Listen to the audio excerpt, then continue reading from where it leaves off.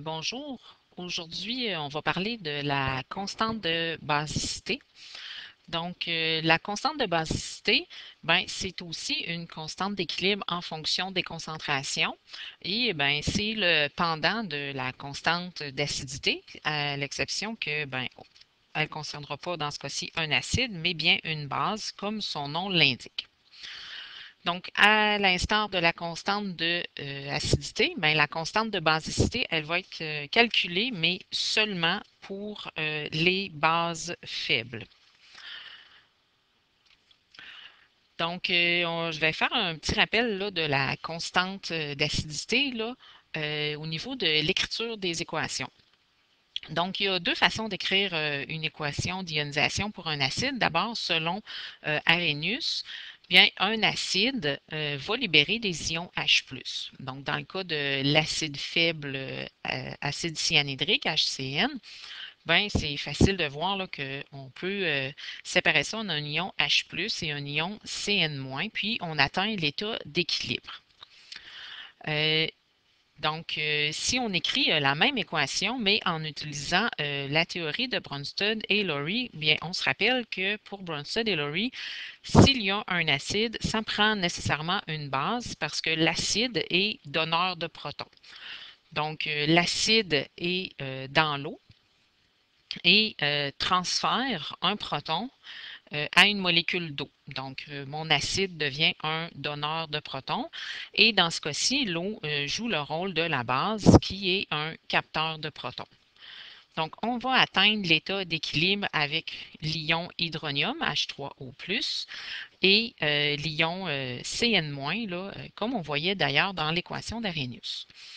Donc, si on écrit la constante d'acidité dans les deux situations, bien, on obtient quelque chose de semblable. Donc, on a ici une constante d'acidité où on retrouve à la concentration de H+, et ici la concentration de H3O+, qui sont des ions analogues. Donc, dans le cas des acides faibles, on va continuer d'utiliser la notation d'Arrhenius parce que c'est plus simple comme ça. Pour ce qui est des bases, ça va être un petit peu différent. Donc, on se rappelle que selon Arrhenius, bien, une base, c'est une substance qui libère des ions OH- en solution. Donc, c'est assez facile à comprendre pour les bases fortes. Les bases fortes sont, je vous le rappelle, les hydroxydes de métal. Donc, que ce soit NaOH, par exemple, ou KOH, ou CaOH deux fois. Donc, on parle à ce moment-là d'hydroxyde métallique. Donc, c'est assez facile de voir qu'on peut libérer en solution des ions OH-. Par contre, comme ce sont des bases fortes, on va avoir ici une réaction complète. Donc, on ne pourra pas avoir une constante de basicité parce qu'on n'a pas d'état d'équilibre. Donc, si on n'a pas d'état d'équilibre, c'est bien évident qu'on ne peut pas avoir de constante d'équilibre.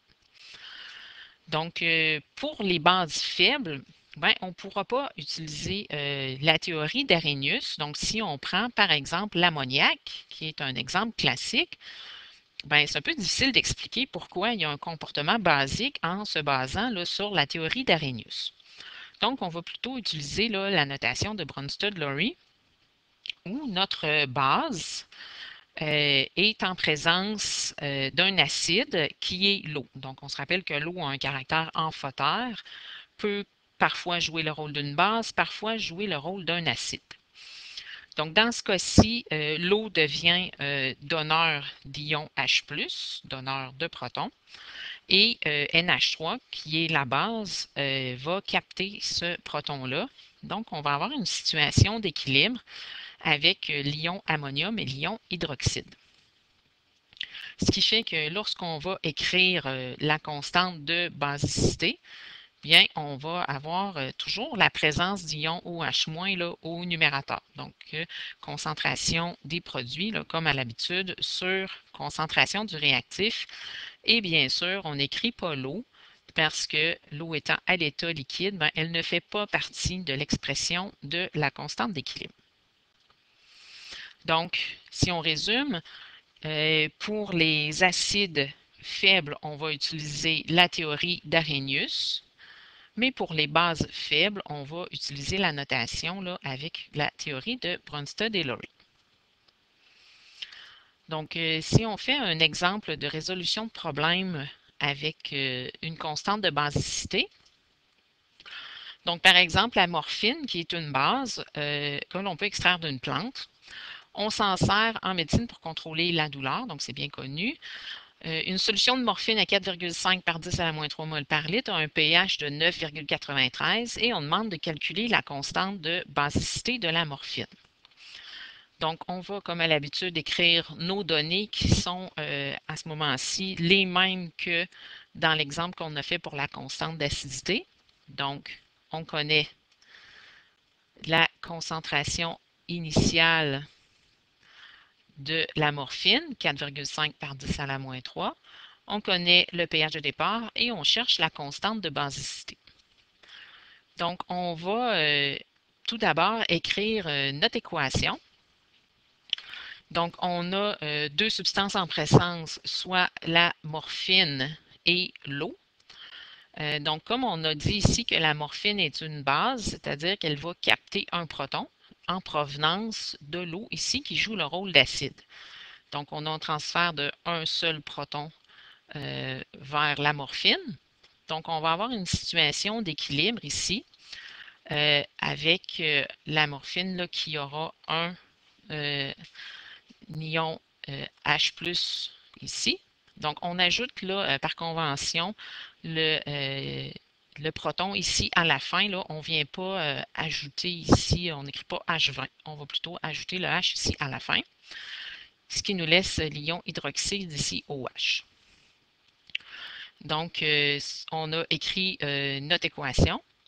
Une fois qu'on a fait ça, on va faire notre tableau à 3 lignes. Donc, qu'est-ce qu'on a comme situation initiale lors de la réaction et à l'équilibre?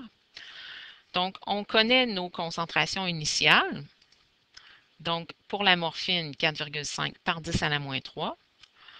Pour les ions, ici, c'est 0 ou pratiquement 0. Là, dans le cas de OH-, on peut dire que dans l'eau, il y en avait déjà une certaine quantité, mais comme l'eau est neutre, pH 7, donc va avoir une concentration d'ion OH- là, de 1 par 10 à la moins 7. Donc, on va négliger cette quantité-là au départ, là, comme on l'a fait dans les problèmes précédents. Donc, c'est ce qu'on connaît là, pour les concentrations initiales. On se rappelle, pour l'acide, le pH nous permettait de déterminer la concentration d'ion H+. Sauf que ici, ce n'est pas la concentration d'ion H+, qu'on recherche, c'est plutôt la concentration à l'équilibre d'ion OH-. Donc, il y a deux façons, là, à partir du pH, de trouver cette information-là ici. Donc, la première façon, ça va être en utilisant le KO. Donc, on se rappelle que le pH, comme je viens de le mentionner, ben, un pH de 9,3, ça nous indique une concentration d'ion H+ de 10 à la moins 9,93. Pardon, 9,93. Donc, à partir de ça, et à partir de la constante d'ionisation de l'eau, où on sait que la concentration d'ion H+ fois la concentration d'ion OH-, ça va me donner une constante là, de 1 par 10 à la moins 14, là, peu importe, par exemple, la concentration d'ion H+. Comme je connais ma concentration, mais je peux isoler la concentration des ions OH-. Donc, concentration d'ion OH-, 1 par 10 à la moins 14 divisé par la concentration d'ion H+. Donc, divisé par 10 à la moins 9,93. Donc, ici, on a des exposants. Donc, si on applique la loi des exposants, on obtient que la concentration d'ion OH- est de 10 à la moins 4,07. Ou si on avait fait le calcul carrément, là, on aurait 8,51 par 10 à la moins 5. Donc, ça, c'est la première méthode en utilisant le KO, donc la constante d'ionisation de l'eau. La deuxième méthode, qui est peut-être celle que vous allez préférer, c'est en utilisant la règle de l'addition du pH plus pOH. Donc, on a déjà vu ensemble qu'en additionnant le pH et le pOH, on obtient toujours 14, qui revient à l'exposant qu'on a ici sur la constante d'ionisation de l'eau. Donc, le pOH, dans ce cas-ci, va donc être 14 moins pH. Donc, 14 moins 9,93 nous donne 4,07. Et on va faire la même opération qu'on a fait ici pour trouver la concentration d'ion H+. Donc, la concentration d'ion OH-, c'est 10 à la moins pOH, soit 10 à la moins 4,07, ou bien encore, comme on l'a déjà fait, 8,51 par 10 à la moins 5. Donc, une fois qu'on a trouvé cette concentration-là, on va la rapporter dans notre tableau à 3 lignes. Donc, on va venir inscrire cette donnée-là ici. Et ça va nous permettre de compléter toutes les autres informations du tableau. Donc, comme je n'avais pas du tout ou presque pas d'ion OH-, donc la différence entre ma situation initiale et finale, ben, c'est l'équivalent de la situation finale, donc plus 10 exposant moins 4,07. On se rappelle que la ligne ici au centre respecte la stoichiométrie, donc c'est tout du 1 pour 1. Donc, si il y a eu formation de 10 à la moins 4,07 ions OH-, bien, il va avoir la même quantité pour l'ion ici là, qui provient de la morphine.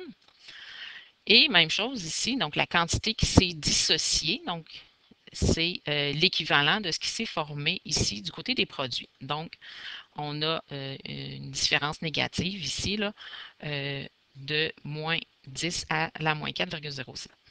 Donc, au final de tout ce que j'avais au départ, ben, j'enlève cette quantité-là. Donc, à l'état d'équilibre, j'ai 4 fois 10 exposant moins 3 moins 10 exposant moins 4,07. Ici, 10 exposant moins 4,07. Donc, ces trois informations-là ici à l'équilibre vont me permettre de faire le calcul de la constante de basicité. Donc, on a l'expression de la constante ici. Hein, les produits sur le réactif, on se rappelle qu'on ne met pas l'eau. Donc, l'eau ici, là, on n'établit pas de concentration parce que la concentration est invariable. Et on n'en tient pas compte parce qu'elle n'est pas dans la constante d'équilibre. Et on remplace par les valeurs qu'on a ici, donc 10 à la moins 4,07 au carré, divisé par la concentration et l'équilibre de morphine. Et on obtient une valeur de 1,64 par 10 à la moins 6. Une valeur là, qui, je vous le rappelle, n'a pas d'unité ici puisque c'est une constante d'équilibre. Donc, dans ce cas-ci, on vous demandait de trouver une constante de basicité, mais on aurait pu aussi vous donner la constante de basicité et vous demander le pH.